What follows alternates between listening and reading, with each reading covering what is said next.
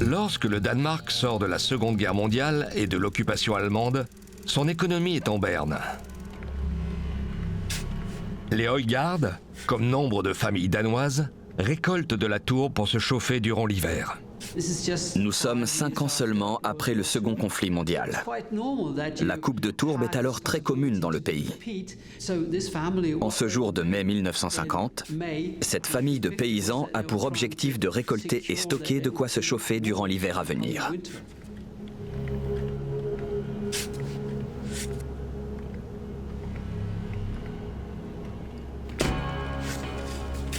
Soudain, Viggo Højgaard est stoppé dans son élan.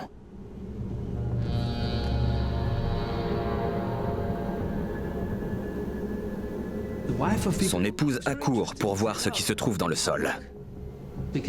Elle songe immédiatement à un objet antique.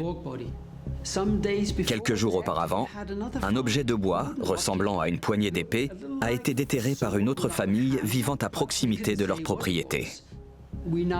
Cet accessoire était une épée à couper la tourbe datant de l'âge du fer. Elle pense donc trouver un objet du même acabit dans la tourbe. Elle commence à creuser à la main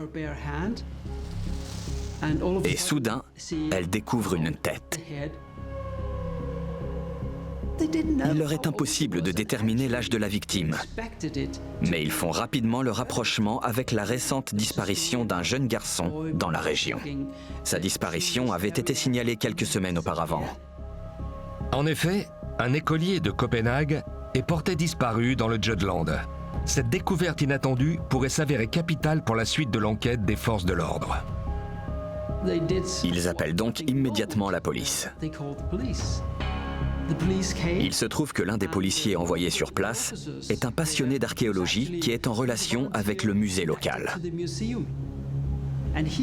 Il avait entendu parler d'un phénomène nouveau dans les années 50, la découverte de momies des tourbières.